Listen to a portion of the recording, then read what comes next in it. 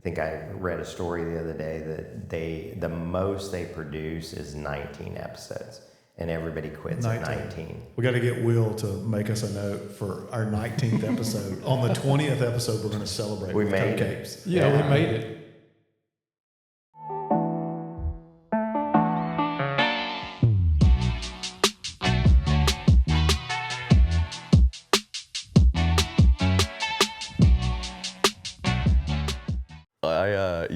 I was thinking, because I was thinking about that today, and I was so if you guys saw the text message between Kristen and I last night was, hey, this guy's coming in, wants to get his levels tested, and then she texted me back like, hey, he's taking, he said he's interested in Trimix, which is it's like a, can I say penis? I don't know. It's like a thing for you penis. say dick. And you say whatever you want to say. I didn't know what's gonna get bleeped out. But and so she's like, and I'm like, is that the shot that you gotta self-administer into your penis? And she's like, yeah. And I'm like, we're not prepared for that. And she was like, well, let's see how it goes. And I was like, listen, there are no penises out in the office in the clinic tomorrow. We're in a penis-free environment tomorrow. And then That's awesome. and I'm like, and I'm looking back on that text, and I'm like, these are my work texts now. Like I used to be software. Awesome. Like I was talking software stuff. Now I'm talking.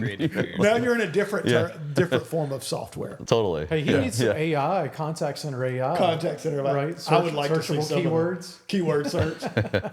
So Jason decided he wanted me to lead the conversation. Jason is typically the serious one and asked all the serious interview questions. He's like, why don't you do this one and see how hard it is? It's obviously... I'm always the starter, the interviewer. Yeah, Jason's always the buttoned up one, so I'm going to do it. So this is gonna be a little more off the cuff. It's always more off the cuff with me. I fake it till I make it. Figure it out. But so welcome to the NexGen podcast. We've got Cory Caruthers with Gameday Men's Health with us today. Thank you very much for jumping on. Cory and I have Thank you guys. built a work relationship over the past month, and we're becoming buddies. He's going to teach me his bicep routine throughout this process. By the way, before you got here, Chad was... No, I told Jason. was doing the curls. Yeah, I told Jason before we got on, I was like, dude, you better get your ass in there and do some push-ups and some He's like, what's the heaviest dumbbells you got? Yeah. Jason said, why? And I was like, because Cory's more jacked than you. So to get us started, why Gameday? Tell us more about where you came from. You left corporate America, right? Mm-hmm. And started a franchise. Tell us about it. Well, first off, thank you guys for having me. Yeah. I'm super excited to kind of be here. It's a phenomenal setup. And it wasn't planned. So I've been in the software space for most of my career. And then, a couple different startups, like right place, right time, not because I'm like some smart person. I just happened to be in the right place and was able to benefit from some startups. And then I just took a break, and it was the weirdest feeling to sort of not have a job, like not getting a paycheck. So for 6 months, I was like, well, what do I want to do next? And I've never asked myself the question of what am I passionate about? Yeah. And which was like a weird thing, because I thought I had passions. And then when I asked myself, what are you passionate about? Didn't have an answer. I literally had nothing. I looked around the room and I was like, my kids, my wife, my dog, those aren't businesses. What do I do? So, so I kind of did some soul searching around, what are the things I typically think about when I'm not thinking about work, and what are the things if I'm laying in bed at night and I'm researching something on my phone, right? What am I typically looking up and things like that. And it sort of came back to this whole men's health kind of movement and this concept around the stigmas that kind of go around men's health. Yeah. And so my wife and her family have a background in medicine. And so I thought let's just we'll do something with this on our own. And right around that time, I stumbled across the Gameday franchise, and I was like, whoa, wait a minute. they've already done this. Social media was listening to you, and all of Yeah. a sudden you got the advertisements. Yeah. So, somehow like it showed up everywhere, right? Yeah. And so yeah, like this kind of popped up, and I was like, well, let me look into that. And then the more I researched it, I was like, dude, they've already done all the groundwork. They've kind of done all the heavy lifting to give you a script to be able to just kind of spin this thing up, which by the way is not like the amount of like 3-letter acronyms and things that I'm learning relative to like a lab and a medical business, or like it's no joke trying to spin up like one of these medical businesses. Like I had no idea like how much regulatory things you have to get through to do that. So. Yeah. So you said software. Were you in software development or sales? I was more on the sales and management side, and so so that was sort of my forte. And then just managing like large teams, but it was always remote. So for my entire career, I've never worked in an office. It's Really? always been change. work from home, like like a tech environment, and then like I'd fly to the clients, and so. Being in this model where it's like a retail space and a medical space, I'm like, how did I manage to land here? What is this? That's a complete paradigm shift from where you were. Totally. Yeah. Were you thinking about that as you were thinking about taking on the franchise, that, hey, I'm going to have to be in a retail space every day? Was that part of the thought process? It was, but I think I thought like, I'll just hire a GM. Yeah. Right. And I'll sort of be maybe not. You're still managing people. My feet won't be on the ground. I'll float between sites. Or Yeah. that kind of thing. And that I underestimated how like that would go down. Right. And so it's definitely been a learning experience. And now I'm in there every day, but now I want to be in there every day. Yeah. Right. Like I'm learning how the flow, the process flow, how does a patient come in? What does the lab process look like? So all those different things kind of, equate to that customer experience. And so now I'm like, this is my baby. Like I can't let go of it. Right. Well, you've got the sweat equity too. I mean, when I was there, before the place opens, you're putting together desk. Right. So there's some sweat equity there too. So you mentioned about, the transition, right? Where you are today in the franchise world, and kind of how you found the franchise. What are some of the differences that you're seeing from outside of the obvious, outside of the healthcare versus, software sales? What are some of the things that stick out to you today that are completely different from the previous environment? I mean, you're a small business owner now. Yeah. I mean, I don't think I realized the you always hear about the small business sort of environment, right? Like you wear every hat, right? And I don't think I realized to the degree at which you really do as a small business, like wear every single hat, right? And it's the like I'll give you guys a great example. Today I got a call from the electric company. They're like, hey, you haven't paid your electric bill. I'm like, where's the electric bill going? Like, do I have a mailbox? And I'm like, it's like I go to the neighbor next door. I'm like, hey, where do you get your mail at? And he's like, dude, you've been here for 2 months. Like, have you not checked the mail? And I'm like, I thought it just showed up. Yeah, there's a mailbox somewhere. Does the mail person not like just walk in the door and hand me my mail? And he's like, no, we have a community mailbox, right? And so, all the little things like that like you just don't think about because you're thinking about the strategic nature of the business and how you're going to get clients in and sales and marketing, but like hiring people, right? But the small like nuances that the small business owner has to deal with, I think I underestimated that. And so, that's wild.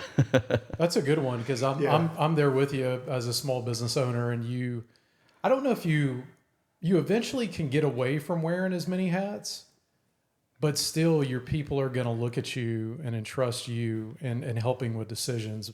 So it's really tough to get away from it forever. Right. I mean, you're always going to have some piece of it. And so do you feel like you have kind of backed off from needing to be in every single aspect of your business? I've made myself let me answer do that for Jason. Jason wants to be, maybe we should ask Chad that.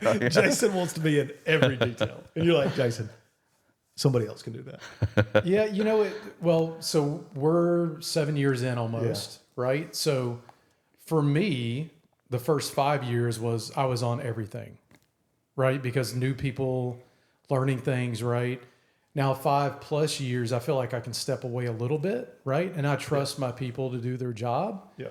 But at the end of the day, you as an owner, the paychecks, the business staying in good shape still comes with your responsibility. Right.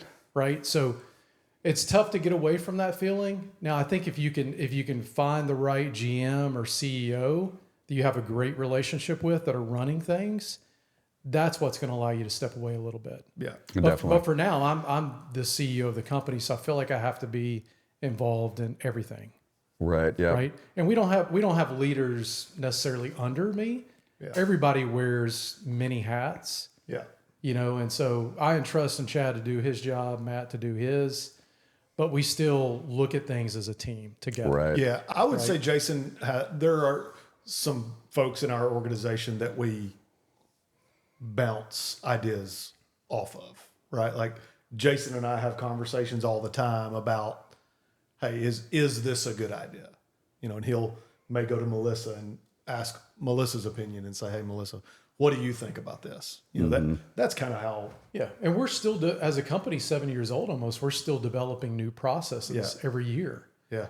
Because of the ever-changing technology world and landscape, right? We're adding products and services to our portfolio so that it takes me to be involved in that, right? Yeah. To help out with those decisions. Yeah. So Yeah, that makes sense. And I right now, like, and this is what I tell my team. I'm like, guys, like, I work for you. You know what I mean? Like, that's really how it is right now. I'm like, my job is to remove the roadblocks and get you guys whatever you need. So consider me like, you guys are my boss. You tell me what you need, right? And I'll go and figure that out. That's a great mindset for success, though, just to be able to say, I want to remove the roadblocks. Like that, empowering your people is probably one of the most productive things you can do. I think when you get down to the nuts and bolts of it is, just get out of the way and let them tell you what they need to be successful. Well, and especially I think for me, like, it's easy to do that because like I'm now in this industry that I don't have a history in. Yep. Right. And so I look at them and I'm like, man, like, you know way more than me, right? Like, so like you're the expert. You go run with this, and then you tell me how we should do this, right? And so, and I think I got fortunate. Like I found some phenomenal, team members that we brought on board, and I wish I could say like I knew how I found them so I could like duplicate that. that's what I was going to ask you, how you found your first bit of employees. So did they find you or did you find them? No, I mean, you guys know Kristen, and she was like in a transition, sort of phase, right? And like I happened to post something on Indeed, and the minute I posted it, she saw it, and I was in the Gulch, right? And I was about to leave out of town the next day, and I saw that, and I was like, hey, you want to have coffee right now with some random guy that you don't know, you know nothing about me, but like, let me come meet you for coffee and I'll tell you how this. Yeah, I'll let you That's know how how this you get goes, a deal right? closed right there. Quick. Yeah. And so and of course she was like, well, I'm out running errands, but like I can meet you. And so we met, and then I feel like I'm pretty good at like within the first like 15, 20 minutes kind of getting a feel for culturally, is this going to be a good fit? And then it becomes more of a like, all right, what technical skills do you have? But that for me was the most important piece for this clinic, and like the first staff that we brought on board was like, just from a cultural standpoint, are we going to be able to build a culture that allows them to thrive? But like, can you guys work together? Do you have that sort of small business like we all wear all hats mentality? And I think we managed to pull that off. So that's cool. To back up a little bit from finding your people, why Nashville? Okay, that's a great question. So because I guess to back up even more, Cory lives in Austin, Texas right now, right? Yes, I do. Yeah. Okay, so why Nashville? Okay, so And are you from Austin, by the way? From Houston, and kind of bounced all around, and then spent like about 15 years in Southern California. And then once I had kids, came back to Texas, and kind of put our roots down there. And so when I kind of started exploring this idea, the franchise was a West Coast company, and so they were sort of migrating, east across the U.S. as they sort of opened their territories. And by the time I got involved, Austin was like completely bought out, right? There was no territories available. Houston and Dallas had some ancillary areas. And so finally I was just like, give me the map. Like, what do you guys? What's available? What is available? And like, strangely, like they just hadn't made it to Nashville yet. And my wife and I had just come back from a trip to Nashville, and I was like, man, like Nashville is like insane. Like the growth, the change, like the stuff that, you know, even as a visitor at the time, the changes that we had seen from our, you know, previous, you know, 10 or 15 trips that we had come over the years was phenomenal. And so we just, you know, based upon that growth, I was like, this has to be a hot market, you know. And then as we've gotten into it, like the amount of sort of fitness related and kind of health related businesses throughout Nashville is amazing to me. I mean, it's actually like it's a very health oriented city. Surprisingly, It's getting there. Yeah, I think we probably are more so than we're not just fried chicken and mashed potatoes. Yeah, You know? it's more than Broadway, Yeah, right? Like, for sure. That's intriguing to me. Like Jason and I were talking about it. Like, wonder why Cory chose Nashville, and it was like, well, that was what was there. Man, I feel like you hit the jackpot. Yeah. Really, if you think about merging markets, right, growing markets, like you say, how much Nashville's changed, you being able to get the franchise agreements for here, it's awesome. I mean, it's really amazing because as I've kind of gotten more, you know, to understand the area, right, and start to get a feel for like, you know, what's happening, and like, man, just the, you know, and living in the Gulch right now, right, like just seeing all the stuff with the new stadium coming and the whole East Bank being developed, and then like I didn't really know much about Hendersonville and Gallatin, right, and so then when I came out to Hendersonville, I was like, what, like this is like this phenomenal hidden gem. Yeah, like right, this awesome. Don't tell everybody. You know, so maybe we got to bleep that part out. Yeah, we'll bleep Matt. We'll take that part bleep out. That. Speaking of that, I got some breaking news that Matt told me yesterday. You know, the scrap yard over there by the Titan Stadium is up for sale, auction now. It's up for auction. Auction. So that's a good sign that maybe the MLB stadium will be built. You want a hot take? Yeah, let's go for it. That will be the most expensive real estate transaction to happen in the city of Nashville ever. Yeah. I mean, there will be in the future. Yeah. But to date, I mean, that's obviously not a real hot take, but there's no telling. 45 acres. 45 acres on the river. You know what we're talking about? That scrap yard just south of the Titan Stadium. Yeah. They've been trying to get that for years. So if you could put the MLB stadium there next to all that development of the Titan Stadium, that would be phenomenal. You think they'd take $10,000 an acre for it? You're speaking Westmoreland terms there, man, or something. You want to go in? We can all chip in for that. Yeah. I'll take it. $10,000 wouldn't buy a square foot of it. Yeah, that's another idea. Sell it per square foot. Bonds or something per square foot or acreage, right? You buy into that. Maybe. I don't know. I did do so like I signed up for this I sort of pre-season ticket thing for the new football stadium. Yeah. I didn't even know like what it was, but I was like, this sounds cool. Like I'm gonna sign up for it, right? Awesome. And so I did go and like when I did the little like tour, saw this like model of it, right? Of the new stadium. Yeah. And it was all up with the intent to buy season tickets. And I was like, man, this would be great. Like we can give them out.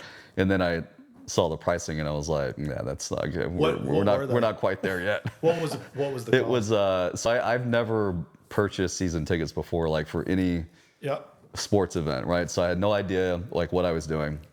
But I thought, hey, you go in, you know, whatever, let's just say that the season tickets were, you know, 10 grand for, you know, 2 seats for a season, which I think was about the ballpark.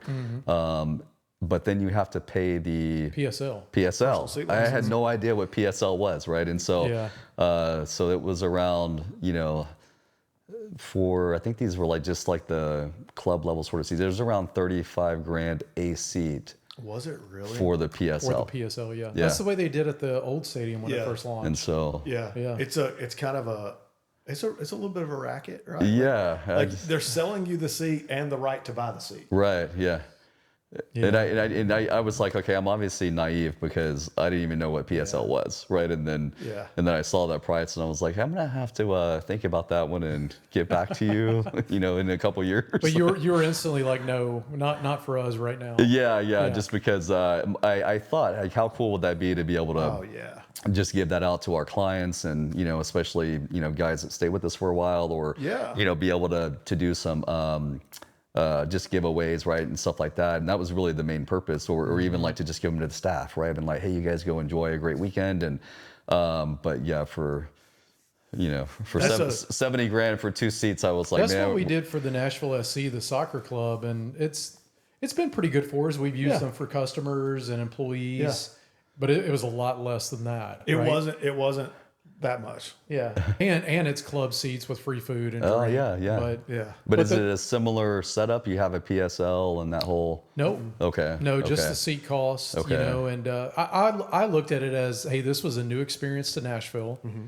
Maybe a lot of people have not been to a professional soccer game before. So while this is new, let's do it. Let's get people a new experience, right? Yeah, that's great. Yeah. It's not being a soccer guy at all. I think the first full soccer game outside of my kids when they were like, this tall playing soccer that I ever watched in my life was at one of the Nashville SC games. And it's a really cool experience. Like I would tell people that they should go and check it out. I'm not saying that you're going to become the biggest soccer fan, but it's different. It's a good experience. Yeah, it's a really good experience, especially with the WeHo Club access and drinks and food and the seat itself is like 2 rows from the field. It's a really cool experience. Yeah. A little more economical. I mean, and no PSL. Yeah, I mean that you're close enough to the opposing team. You can talk crap to them if you want to, and all that kind of stuff. You see them warming up. It's pretty cool. I feel like that's like when you're talking crap at a soccer game, like that's like a whole nother language, isn't it? Like you got to sort of like know how to do it the right way. Like I don't feel like I can talk crap at the soccer game. I've got this accent, and I don't think that they would understand. There's a couple guys that sit behind us. One wears these bull horns at every game. Yeah, and I forget his name, but he's always there, and he talks the biggest crap to the opposing. And that's the comedy and the humor of going. It's so fun. Yeah. Hearing him talk crap to the opposing team. So I get joy of that. Well, I mean, you should. Yeah. The talking crap is the best part. Are you a sports fan? I am. Yeah. So Austin, Texas guy. Well, yeah. So actually, this is an interesting topic for me because I grew up in Houston. Yeah. As an Oilers fan, like that was the Oilers were that was like our team. Mm-hmm. And then they left you. They left and went to Nashville. Yeah. Right. And so then there was a while where I was like Nashville, like, am I a Titans fan? I am a Titans fan, but I'm a Titans fan because I was an Oilers fan. So I felt like I had to sort of just keep the legacy, kind of going. But there was a time where I was like, I can't even talk to Nashville. Like we were like enemies because like up. Nashville like took our team. Took your girl. But like so I kind of I stayed an Oilers fan when they came here and then became a Titans fan. And now I'm not really a Texans fan. I can. So it's like a weird. I knew you were a good dude. I'm a weird in a weird spot. Dude. Because that there's a lot of Texans fans that have this. They have a hard time letting go of the Titans, and they're mad when the Titans wear the throwback Oilers uniforms and all this. And I'm like, well, they are the Oilers. Your current team is the Texans. That's right. Yeah. This is the Oilers. Yeah. Not to make Houston mad. Yeah. No, I understand. You're right. I think you're right. Yeah, I think that is right. I mean, the team shouldn't get any heat. It's the owners or the city that didn't invest in them. They didn't want to build a new stadium. They didn't want to build a new stadium as well, it was, right? And I think Bud was a stickler for what he thought was going to be right. Yep. So, yeah. I love Bud and the Double Birds. Anybody remember that? Oh, yeah. when Bud Adams double birded the opposing fans? I remember... So I like one of my fondest memories as a kid growing up was like I had when those little like remember as a kid like they had the little mini record players Yeah, yeah, yeah. What did you call it? Like, what were the small ones called? They were like had like a name, It's like a 50 or mini 8, not a high. Like a mini record player? Yeah, Yeah. so the record player was Yeah, sort of like small, but then like there's like the normal size record, No, but then the there smaller were ones, yeah. the smaller ones, Yeah, but they had a certain yeah. name, but that's Jason how. ought to know that. Jason's the record guy. I don't know the small Yeah, that's how ones. Yeah. old. Yeah, but anyway, but I had a Houston Oilers, little record, and it would just play like different versions of the Houston Oilers like song, and that was like what we did all day. We like play the Houston Play Oilers it. song all day and like run around and do whatever. So like that was That's just awesome. how we grew up. That's awesome. So, are you a college football fan? I am, but I don't. I have an end to this question. I don't get to like sit and watch it as much as I used to, Okay. but I kind of so now I'm like I feel like I'm a fair weather like ESPN update. Yeah. So I went to Texas A&M. You went to A&M. Okay, So, that was where my question was. That was part of So my that question. was that I kind of tend to have an affinity for them. You're an Aggie. Yeah, so I'm an Aggie. Yeah. Okay. So, next question. Who's the real UT? Oh man. I got to say Texas. I got to say Texas. That's where you're going with that, Yeah, right? because I think it's the wrong answer. Hey, he's just now moving here. He'll change his tune. You'll understand. The real UT is the University of Tennessee. Yeah, somebody said that the other day. We were in the clinic and someone said, "Well, UT," and I was like, "Oh, You went to Texas? you're a UT fan?" And they're like, "Yeah." And we had like an entire 10-minute conversations talking about two different schools, but we didn't know that, right? And it wasn't until I think I said something, and he was like, "Wait a minute, what are you talking about?" And I was Yeah. like, "Yeah, like UT, like Texas." And he was like, "No, man, no." That's not You know, UT. like- He definitely hasn't been here long enough. You'll see. You'll see. I don't know. They both have great projected football seasons ahead of them. So yeah. we'll see where that goes. I hope this ages well. But my UT is my favorite UT. Your UT. Yeah. So one of the things that we wanted to talk about a little bit with you was current healthcare trends, current health trends, workouts, diets. It seems to be how much time you spend on social media, you're going to find something new every day. Everybody's an expert. Everybody's an Yeah, expert. yeah. Everybody's an expert. There's the carnivore diet this week. There's Ozempic next week. Mm-hmm. In general, what are your thoughts with like the trend, the healthcare trends, and ways that maybe we should approach that? Yeah, so I think you hit on the big thing right now is like everybody has an opinion, and so it's so hard, right, as like any of us just to go out and kind of go, hey, I want to find a diet or a program or something that works for me, and if you go and attempt to do that, you're gonna get 75 different versions of that, and so. And it's interesting. Like I tend to just fall back on. I feel like there's just some very simple, basic, move every day, watch what you eat, go see your doctor, like get your blood work done, kind of follow those 3 or 4 basic things, and like it's a pretty simple formula that you can leverage to just stay healthy. Like listen to your body. maybe. Listen to your body, right? Like, and like there's not to say like everything else out there is a fad, because like there is a lot of good advice, but it just sort of, I feel like everything kind of goes to an extreme, you know what I mean? And so, but I do think like what I'm seeing, at least like you do when we talk about men's health, I feel like on the men's side, there's a lot of stigma tied to like kind of like our business and the space that we're getting into on the men's side, that our goal is to kind of just get rid of that stigma, right? I mean, for years, like, women have been talking about menopause and the things that happen in your body when you sort of hit that age.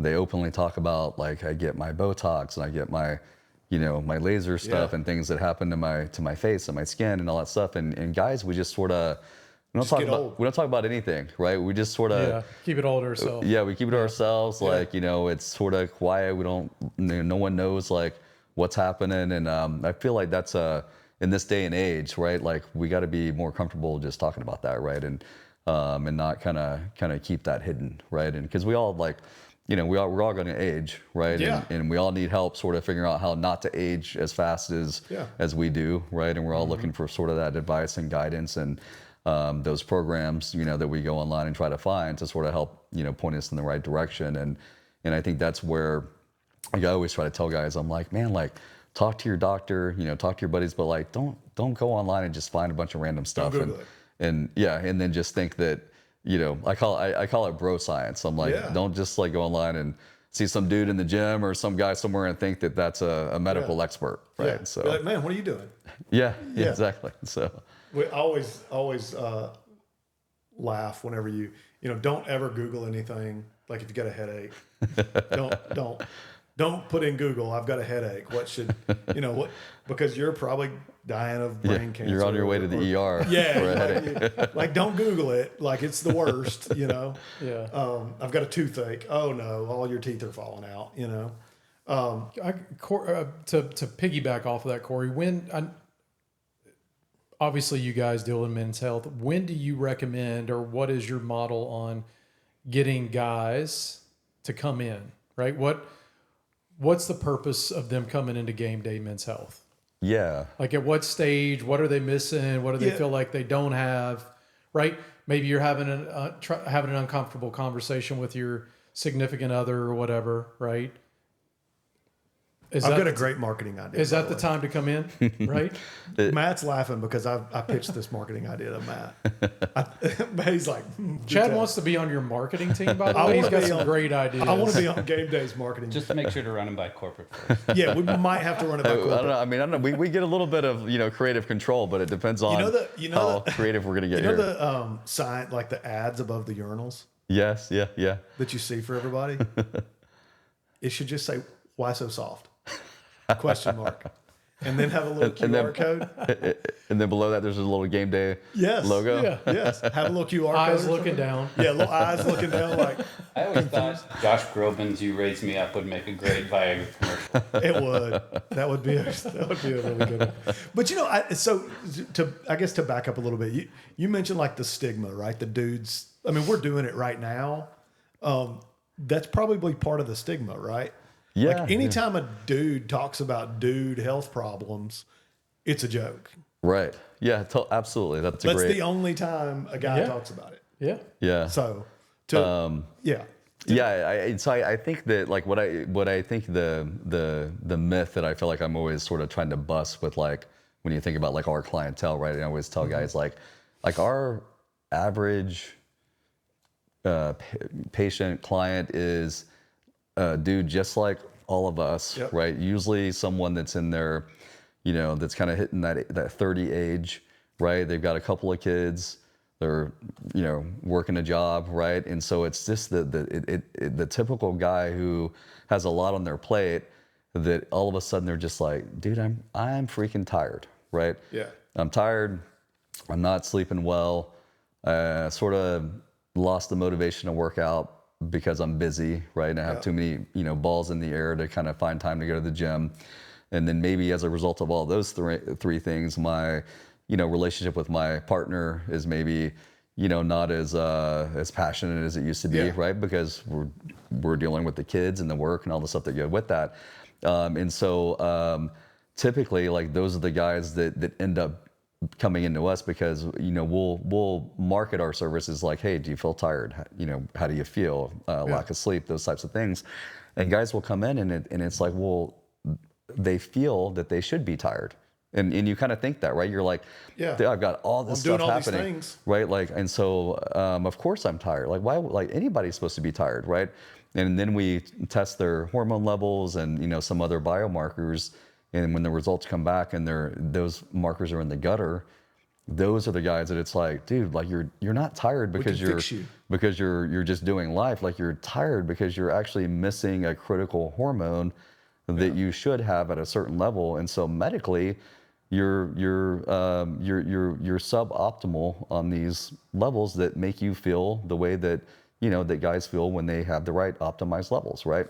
And so then as we test those and kind of get those levels optimized, like the feedback is typically like, oh my God, like you guys changed my life. Like I literally was like depressed and grumpy and not sleeping and, not motivated at work. And now the cognitive benefits are typically better and more pronounced than like the physical benefits when you kind of optimize those hormone levels. And so that's kind of the piece that like I kind of try to break the stigma of like, I don't want to go get my hormones tested because, like I don't really have any desire to be in the gym 24/7 and be some, big muscular dude. And it's like, no, that's not really going to happen unless that's really what your goal is. Yeah. But the reality is like, it's just the normal guy like us that is lacking energy. Just wants to do life better. Yeah, I just want to do life better. And so I think most people are surprised by the cognitive benefits around the sleep and the decision making and the just general increase in motivation more so than like any type of physical benefits from that. Do your tests also show what a man might be deprived from a nutrition standpoint? So or any of that stuff, because there's a lot of times like you might have somebody come in that's deficient in iron or something. I don't know if you could see that kind of stuff too. Yeah, absolutely. So basically, like, we'll do like a full lab panel, and then you can see absolutely that, Jason, like, hey, based upon your blood work, you're low on iron. You're high on cortisol, which is like your stress hormones, right? Your red blood cell count is either high or low, and so all of those things like can have an effect on how we operate. And it's really amazing, like if any guys like haven't done their blood work and really sort of sat down and analyze that, like you can learn a lot from your blood work, which I didn't realize until I started getting more involved in this type of business. But like the amount of data that you can get from that is phenomenal. And like and now you can even do like you can do an allergy panel based upon your blood. Blood work? On blood work. Really? And they'll test, they'll test like 100 and something different things, right? But everything from like raspberries, cashews, like we all know about the peanut allergy, but like they'll test like a walnut, broccoli, and so like through a blood test, and you can get the results back, and like you'll find out like, dude, I'm allergic to blueberries, and I've been eating blueberries. I've been pounding blueberries. Yeah, my entire life. So it's really crazy to me the amount of stuff you can get from your blood work, and then based upon that, like there's a lot of things you can do to help sort of change, what's happening within your body. And so those are the things where like all of a sudden someone's like, hey, like I've lost weight, I've optimized my hormones, and like I don't really need my diabetic medicine anymore. And now I'm off of the diabetic medicine, right? And then I'm off of because I've optimized this, like now I'm not taking the sleep meds anymore because I'm just sleeping better because all these other areas are operating properly. And, I stopped eating the blueberries that I was allergic to. So now I don't have to worry. I thought it was a gluten allergy, but it's blueberries, right? So, but all that comes from like the blood work. So it's really amazing, like what you can get. I love that, man. Because there's got to be so many guys out there. I'm probably one included. I was fixing to say, yes, I know where you're going. That does not want to go to a traditional doctor or physician, right? But I'm like, oh, Gameday, Men's Health. Maybe I'll go see Cory's people. Yeah. I mean, that's like, I'm going to feel at home there. It's going to be the right environment for me. Yeah. And I'm open to it. Jason hit it spot on, I think. But I guarantee you, if there are 20 dudes that are going to listen to this podcast, I bet you 15 plus of the 20 have not had blood work done in the past 5 years. I've actually done that food test, hoping that something would come back high and everything was like medium low, but there were 300 different entries. Yeah, it's crazy. No kidding. How much they test. Yeah. Yeah, and I think I think you hit it, Jason, that like, most of us guys, like, you got to have someone like beating you over the head to get you to go to the doctor, right? Yeah. And it's usually like a spouse or a partner, right? It's your significant other in whatever way. It's your wife basically telling you to quit bitching about this. Go to the doctor. Like go to the doctor, right? And so that's sort of the goal. I'm like, we're trying to say, hey guys, like, we're a sort of a man cave style environment. We got ESPN on. We're it's a comfortable, non-clinical sort of feel. We have great coffee.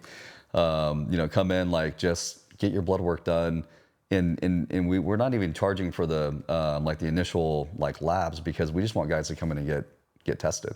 And you can come get tested and then like say, hey, this is great. Like, I don't want to use your service. Like, man, that's great. Like, I just want you to get tested. Yeah. So at least you know like what to do. And, This is a so We should all three go in and get tested, and then do a podcast over it and what the experience is like. So video. jokingly on it.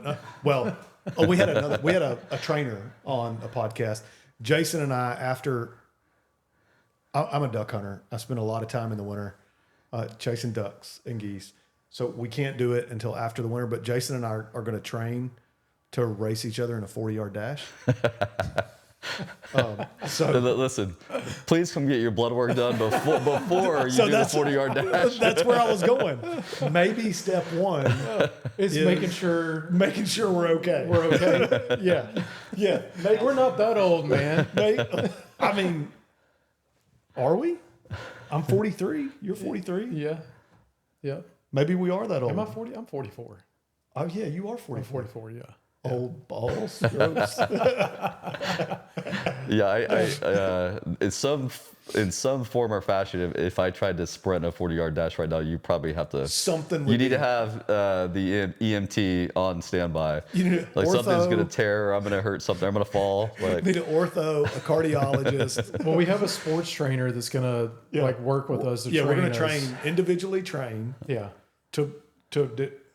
Is a 40? I feel like It's got to be longer than a 40. No, I think 40. I don't know. Isn't it so awesome though? Like whenever Maybe 90. and I feel like I in my head I hear like the Chariots of Fire song, and like you guys are slow motion. I feel like I'm a That's sub. probably going to be a slow motion. I feel like I'm a sub 6 40-yard dash. I don't know. We'll see. Is that too fast? I think it'll be fun though. We should do it. Yeah, for sure. Yeah. So a guy off the street, somebody that's listening to the podcast right now, they've heard everything we've said. What are the steps? They walk into the clinic. Walk us through. So, I mean, obviously, like super, like go online. Obviously, like book a consult. The first thing we do, you come in, we'll take your blood work. We're a little unique in that we're an in-house lab, so we've got a lab on site, and we'll test your testosterone and your prostate levels on site in our lab, so we can get you a quick, immediate result in 15-20 minutes, and then the rest of your results we'll send out to get a more comprehensive panel. So that's like the cortisol levels, cholesterol, the iron deficiencies, like all those things. So we'll get those results. We'll send those off. We get those back the next day. But for the in-house stuff, we'll know your hormone levels immediately.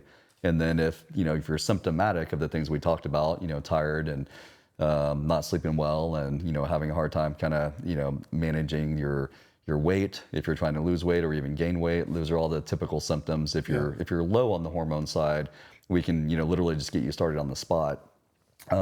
Which sounds like, and I don't want that to sound like a salesy pitch, because really what we're trying to do with our model is just save guys time, right? So normally that's like a multi-appointment process, right? You're going in, you get your blood work drawn. That's got to go out to a lab. It takes a couple days to come back. Then you got to go back in the office, do a consult again, figure out what those results, how do you interpret those? And so we're just trying to streamline that into one appointment, get it all done on the spot, and then walk out either saying, hey, like, this is great, I want to sign up for a service because I want to feel better and kind of get back in the game, or like, hey, my levels are great, I learned a lot about myself through this process, but there's no need for our service, and like, hey, we'll just keep you in the loop and come back next year and just get tested once a year, right? Is that the recommendation, to have blood panels done once a year? That's typically like what I would recommend is at least once a year, because man, like a lot happens in a year. Yeah. Even like on my own blood work, the last time I did it, like it came back and I was like, whoa, like, all right, I knew I'd been sort of, off the reservation a little bit with some of my activity, but I didn't realize it was that bad, right? So, but that, that was even within a 6-month sort of period, so you can have a lot of changes. I was going to ask, you're a fit dude, man. I was figuring you're probably drinking the Kool-Aid.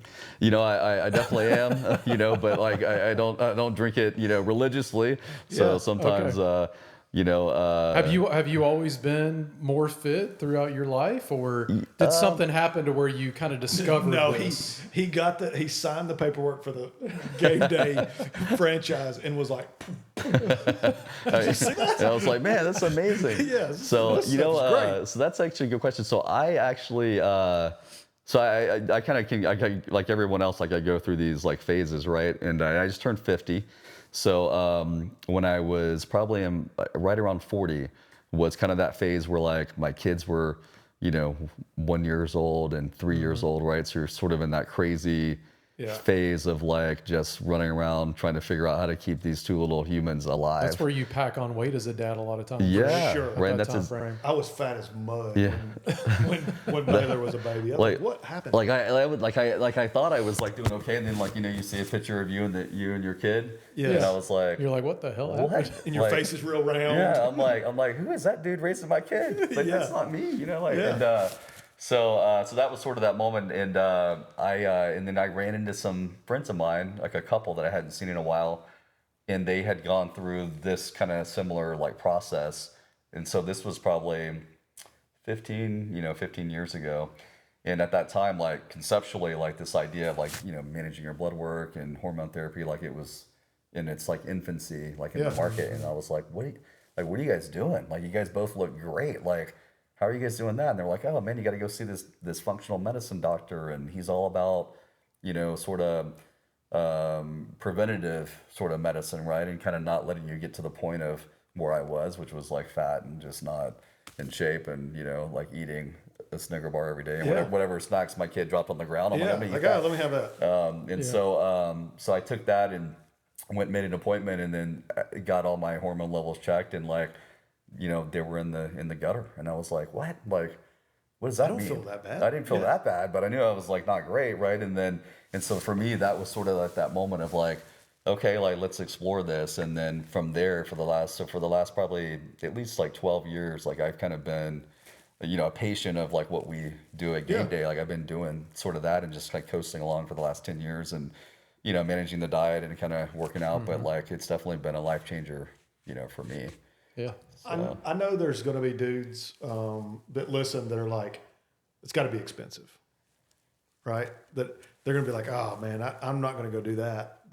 It's going to be too much for me to afford to do that. What's your answer to that question? Yeah, I sort of, I kind of give usually my response is like, dude, it's too expensive not to do it, right? Is like my typical response, right? But like, it's really not. I mean, literally, like it's the equivalent of eating out one less time a month, right? And you can kind of go through, whether it's us or someone else, like that's about the average cost, right? And so it's really not expensive, and and it's just too expensive for you in the long run, like not to do it.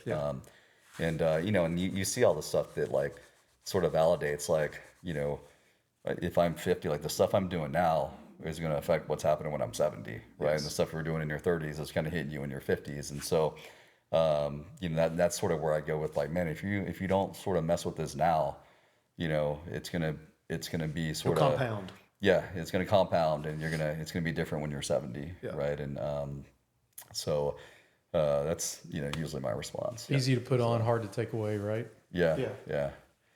So I don't know. My evaluation so far, like looking into the, like it seems you guys are, I don't want to say the anti big pharma, but like the right maybe anecdote to keep big pharma away a little bit. Yeah, that's probably a good way to describe it, right? Because it's and I think this is happening in all over, like in a lot of categories around healthcare, right?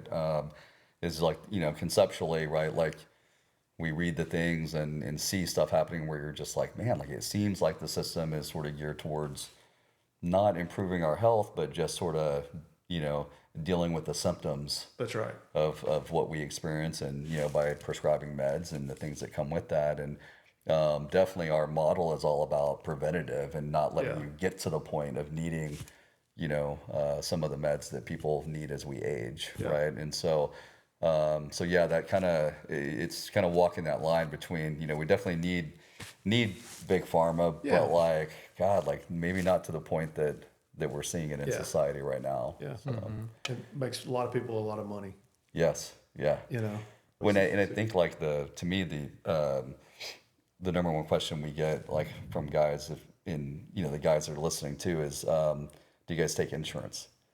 And like that's to me is like the telltale sign of like what happens in the industry. So we don't take insurance. We're only cash pay medicine, and it's because that so if you look at if we talk about just the hormone side, the hormone levels of guys, if you're in the 300 range and you're 30 or older, that's a pretty low hormone testosterone level for a guy that should be feeling well, right? And so when you start kind of supplementing your testosterone levels, you tend to take that number up into the 800 to 1,000 kind of range, which is about like where we were all at when we were in our like mid to late 20s, right?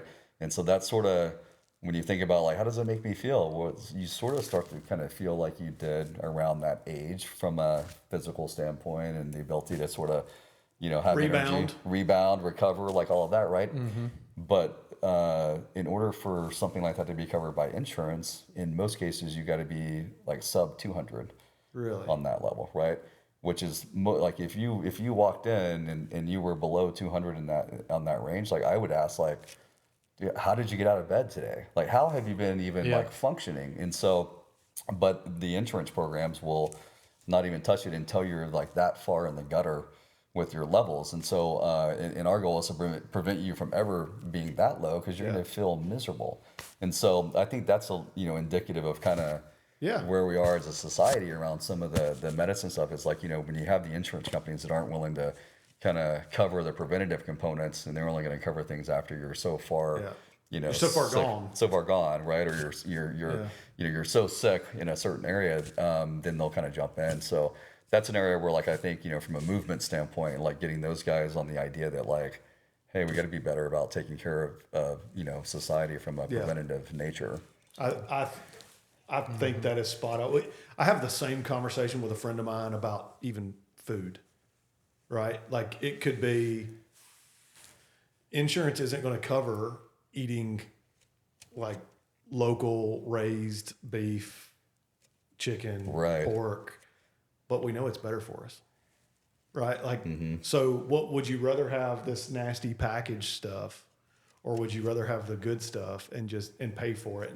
And I mean, hope that it pays off in the long run, that you ate the good stuff. So I think it's similar. I was reading it was like it was a book online. I can't remember the name of it, but it basically, like, one of the things I took away was it said like, imagine if insurance like sort of flipped its model, right? And it was like, imagine if insurance didn't cover, the diabetes medicine and some of the things that happen, but instead they covered organic food and all the preventative stuff, and like what that would do from a society standpoint, right? And like how we think, instantly healthier. And imagine, like, sort of, then you're sort of almost paranoid, like, dude, if I let myself get to that point, I'm not going to be covered, right? And so it was really an interesting model to explore. So for sure, big pharma kind of owns a lot, right? Big pharma and big insurance. I mean, they do. They run the roost, for better or worse. They do. We've talked about a lot. Yeah, I'd like to know what Cory, what's your favorite thing about Nashville thus far? You're new here. You don't live here yet. You kind of part-time a little bit, but what do you love about Nashville the most right now? Woo-woo girls. So, I mean, I do enjoy it, at 10 a.m. to be able to see the bachelor party buses. Drunk people at 10 a.m. Driving around, and it does make the energy when you walk out of your place and see it. It's more interesting to walk out and see a trailer driving by with a hot tub and, the bachelorette party hanging out at the hot tub at 10 a.m. I think the two things that my wife and I have really enjoyed, and when we're here, so I'm here probably. I mean, right now I'm living here more than I am in Austin, right? But the two things have been the people. So one, like, just the not the tourists, but the people within Nashville and around have been like amazing, like in a blast. Awesome. Like, we really enjoyed it, and I really, like, sometimes I really will wake up and go, am I in Austin or am I in Nashville? Because it's such a similar feel and vibe to the two cities. Like, I feel like they're sister cities. But I do have to, if anyone from Austin, are you guys able to block this from showing up in Austin? 'Cause We can bleep it. Can you? The whole thing that you say, we can, unless it's to our advantage. So like, if any of my Austin like people hear this, Austin will sort of claim that they're like the music sort of capital of something, but like it really does not compare to here. Yeah. Like the music here is definitely much more available and live and prevalent than what I see in Austin. Or your mic's still off. So it did bleep automatically. It did bleep automatically. That's a beautiful beard. From one male to another. It's a good looking beard. Man, that's like when another guy compliments my beard. That's the I best. complimented Corey on that when I first saw him. I'm like, dude, that's a good looking nice Well, beard, I man. was laughing coming in here because I was watching the other, one of your other podcasts, and y'all were talking about the I don't know who the guest was, but the gray beard being equivalent to that the was six my pack. buddy Noel. He's in the mortgage business. Yeah. Yeah. His story was. So have you heard that that a gray beard has the same It's the effect on equivalent. ladies or equivalent as a six pack? Yeah. Right? And I tried to. I literally like took that clip and sent it to my wife and was like, Facts. So what see? if you put both together? and That could be her dangerous. response was that Nolan was not a credible source. Yeah. So she basically just downplayed my attempt That's to, awesome. you know. She's trying not to let you know the goods, man. So I Don't was play like, it down. Oh, that's awesome. Noel, did you hear that? You are not a credible source to speak on beards and six packs. Yeah, so I just was like, okay, well, I thought he was pretty credible. It sounded pretty credible. But yeah, where I was going with that was the people in Nashville have been great. The live music in Nashville is awesome, and the food. The food has been Yep. has been phenomenal. So, Would you say Nash? You don't have to. We can bleep this out that's if we a need to. Austin versus- Would you say Nashville is a better food scene than Austin right now? I don't know. That's a toss up. It's it's tough because I would say yes, but I think it's because I can like get stuff here that's not prevalent in Austin. Yeah.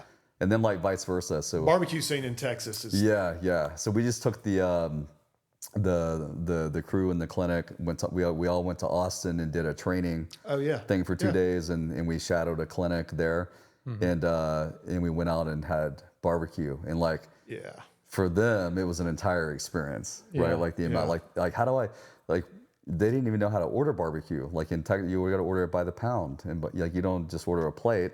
Like hey, I want a pound of brisket, and I want this right. And so it was, and then of course like the amount of food that we had was like enough for enough for 6 months of hibernation, right? But like we also can't like we in Austin doesn't have like the hot chicken and then just some of the other unique things that I found here. I'm like, man, it'd be great if we had that in Austin. So it's really like that's a hard one to. I would agree with that. I think I've spent a little time in Barbecue. Austin. Texas gets the barbecue. For Yeah, sure. I spent quite a bit of time of my life traveling to Houston. Okay. Actually, ended up Webster, Texas was where I spent more time, but Webster's Houston, right? And I used to tell everybody that the food scene in that area was like it was so good. It was like this barbecue and Cajun food and seafood and there's this like so it's Austin's good. Yeah. You guys have Hard 8 in Austin? Wait, man, so Hard 8 started in Dallas, I think. Yeah. I don't know if there is one in Austin. Okay. Did you eat there in Dallas? When I was in Dallas, yeah. Okay, yeah, and it's good. Couple times. That's a pretty good. That's a good spot. Yeah. My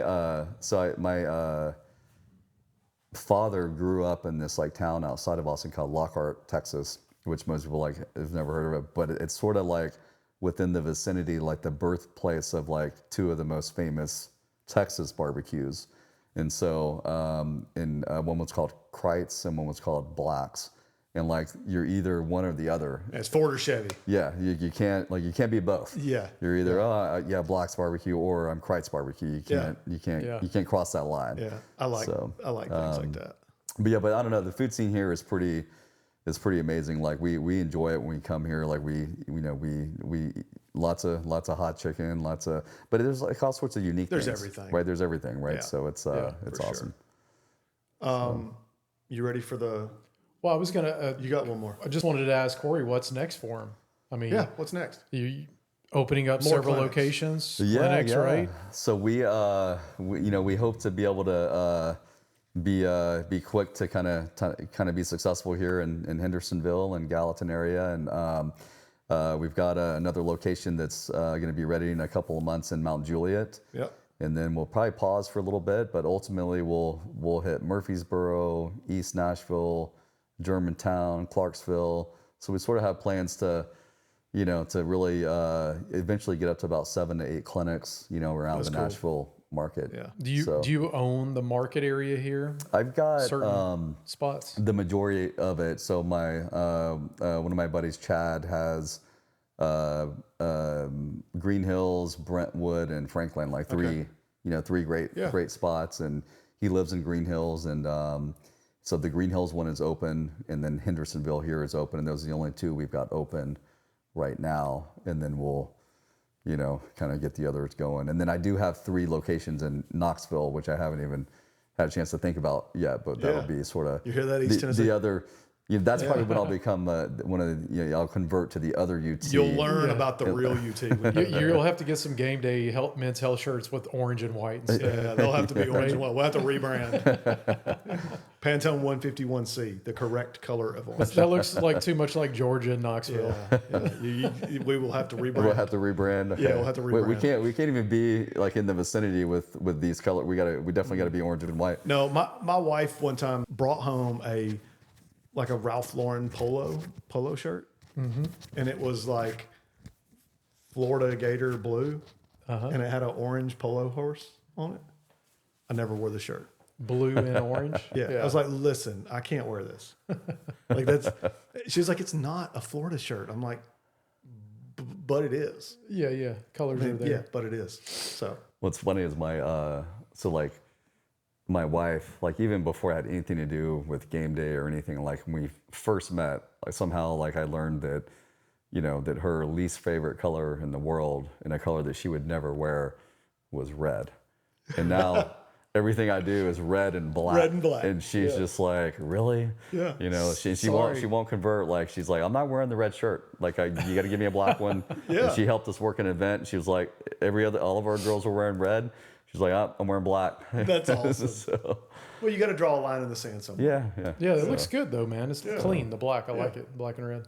You ready for some rapid fire? Let's do it, man. Yeah. Since you are an Oilers Titans guy, put you on the spot. Mount Rushmore of Titans and Oilers players over the years. Who would be your 4? Ooh. You got to pick 4 guys. Okay. Obviously, I'm gonna go Earl Campbell. I mean, that's gotta. Yep. Got to be there. That's gotta be a given. Man, I feel like everyone I would be from the Oilers days. Like I don't know if I can even do anything That's okay. that's more That's okay because that's childhood. relevant. That's your Mount Rushmore, like Warren Moon. Yeah. I mean, I'd have to go. Definitely Warren Moon. Yeah. Earl Campbell. Let's see who else would be on that list. Those are my 2. I don't know, man. You can pick 2 Titans. That's a tough one. I could softball you with a Titan. I don't It know, should man. be I on gotta see. That's where I start to like get sort of. See, there you're jaded. Like I'm still jaded, like a little bit. Like I feel like my Mount Rushmore would have to be Oilers. Like that sort of. Yeah. So Mike Munchak would be one that I would think of. Really? Um, To go back to the yeah, I mean, he was an Oiler first, right? A great Bruce offensive Smith. one. Or Bruce Smith. Bruce Matthews. Bruce Matthews. yeah. Yeah. Okay. He's probably a good one. I would tell you that the list would be incomplete if it's Titans and Oilers and it didn't have Derrick Henry on it. Like, Yeah. I get it. I could get behind that. He wasn't an Oiler. I But still he's think worn the throwback uniform. Steve McNair's still my favorite all-time Titans player. He wore Oilers uniforms also. He did. Yeah. Right. Yeah. He was right in transition. Yeah. Like right at the. Yeah. Yeah, he played for some in some games as an did. Oiler. Yeah. That was his rookie year before they moved. Yeah. I believe. Yeah. So that's a That's tough one. that's a good one. I could. Yeah, I you could get on board with I could him. get on board with that. Yeah. That's a well-rounded Yeah. Mount Rushmore. Yeah. Yeah. So. Okay, so you're a healthy dude, but you're going on a road trip. Going to the gas station, you got $10 to spend. What snacks are you coming out with? Ooh. All right, so we just had to go through this because we had to buy snacks for our office. Yeah. And they were all sort of what I felt like were gas station snacks. So it was cashews. Do you guys know what chomps are? Chomp. Like Like the beef jerky. the little beef, the little beef sticks. Yeah, so some version of the beef stick. Yeah, like and a beef jerky. coming Whatever. out with some, foot long version of that from the gas station. Nuts, and then no matter what health mode I'm in, I'm gonna come out with some chips. Yeah. And then I'll probably end up with like some form of an energy drink, like Yeah. just because I feel like I need some caffeine. What is your preferred potato chip? I'm a simple old school Lay's Yeah. potato chip dude. Plain salt Like Lay's. just plain and I simple. like them too. You know. Okay. I'm a kettle chip guy though. I really like kettle chips. Yeah, like yeah. it can be salt, but kettle chips are good. What about? I like the jalapeno chips personally. Ooh, I do too. I Kettle do. jalapeno? Yeah, I do. I'm a sucker for anything spicy. So like Yeah. spicy is definitely on my palate list. So. You got one? Do you have a favorite hot chicken place yet? The only one. What's the one I went to? I don't. So I've been to Haiti B's. Yep. Right. And that's probably the only one I've gone to because it's close to the Gulch, and so Yep. that's where. So I like walk to that one. But am I missing out on? Chad's got Yeah. some Like, hot what chicken would you- places he can We'll take you go to. eat hot chicken. Okay. Chad's a hot chicken guy. I love hot chicken. I'm not really. I'm a sissy when it comes to Yeah. hot Yeah, chicken. I do love hot chicken. So what I like about the hot chicken concept here is that, like I like wings, like right, but I don't like I get weird about like Getting it all getting over my you? like just getting messy. Like I feel like I gotta go like wash my hands after every single wing I Yes. eat. I'm like, man, and so like the hot chicken concept, which I don't understand why this just isn't nationwide. You actually get to eat like chicken eat that's it. not a wing, Like a And real it- man. Yeah, and it's hot, Yeah. like, Yeah. so it's awesome. Like, Yeah. yeah. If Party Foul's listening, they can sponsor. Party Foul is probably my favorite hot chicken restaurant. Like to actually go and sit down and have a meal. Their hot chicken's great, but it's also a really good restaurant. Okay. Like, they got a good bar. They've got everything there is good. But I would be hard pressed to tell you like Prince's is still like it's still up there. Like it's the OG. Okay. But it's Prince's, okay. Yeah, Prince's is yeah. But if you want to go to Party Foul, I'll buy lunch. We'll go to Party Foul and eat. It's good. Is there one out here, or do you gotta go? There's There's one at Donaldson. the one that Jason and I probably go to more than anything is Donaldson. Close to the airport. Yeah, Okay. it's close to the airport. It's easy to park, so that's like another like check mark in the good box. The one downtown, kind of close to Fergal McDougal's. Yeah. yeah. It's a great That location. is like literally It's right right there. across from my apartment. Yeah. So I should Okay. definitely be going there. Yeah. And I just haven't because I was Yeah. like, That's it it's a didn't good have one. the word hot chicken in the name or anything. And I was like, oh, that's probably not. Yeah, no, it's a good So, one. okay. You tell me when, and we'll go to lunch. All right. There's It's a good one. place down on Nolansville near Old Hickory called Subculture, and they do a hot chicken ramen. Oh, And I always get second from the top spicy level, and the hot chicken oil permeates the ramen. Oh, God. Literally, Really? every bite of ramen you take is like. yeah. So don't go get your blood work done after that. But I highly recommend that place. That's awesome. That Yeah. sounds amazing. Yeah, You a beer or bourbon guy? What do you prefer? Definitely more on the bourbon side. So I'm not I like beer, but I get full. Like I Yeah, drink yeah. one beer and I'm like, man, I gotta take a meal. So I'm definitely more on the bourbon side. Tequila, like we do a lot of tequila in Texas. So yeah, like for sure. that's a big one for me. One cocktail. What are you going with? If you just said, hey, like one cocktail for me, it would be a margarita, like some version of it, Yes, sir. right? Like with That was my pick too. We used to go around and like our favorite, a good margarita is hard to beat. yeah. What was yours, Jason? Old fashioned. Old fashioned. Yeah, Yeah. yeah. I like an old fashioned. That is like, but if I got That's my go-to. yeah, old fashioned's good. Yeah. That we've been asking this one: Jordan or LeBron? Jordan. I love it. No one has said. Nobody said LeBron. The first person that says LeBron is we're gonna have to play like the boo. Yeah. No doubt. Yeah. Android or iPhone? iPhone. Yeah, because you're weird if you don't, right? Yeah. We just Did your mic just get like we just because I had to outfit the office, right? And I just was like, everything in the office is going to be some version of an Apple product. And so Yes. we just went all Apple. There you go. Right. And Awesome. so Do you go Apple computers too? yeah, we did Apple computers, and then without like doing a lot of like without like over researching this conversation component. We did MacBook Airs for like throughout the entire office, and like some people were like, man, like the Macs are expensive. Like it really wasn't. Like to do MacBook Airs for the office, and then we did the little HomePod speaker kind of around the like it really was. It was cost effective, and it was like easy. Like everything was easy to set up. They last longer too. Yeah. Couple more. You go into a nice steak restaurant or Italian restaurant?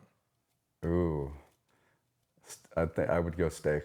Steak. Yeah. You're okay. That's where I was going. Your last meal. Yeah, it'd probably be. So my parents are cattle farmers. So Are they? Yeah, Okay. Yeah. that's like their sort of legacy. So I would I have to go steak. Some form of steak. Yeah. Yeah. What cut? So probably ribeye. Yeah. He's a cattle guy. He's picking a rib. Yeah. So Same here. Yeah. How? I shouldn't have to ask. How's it cooked? oh yeah, medium rare. Right. That's right. You going with a truck or a sports car?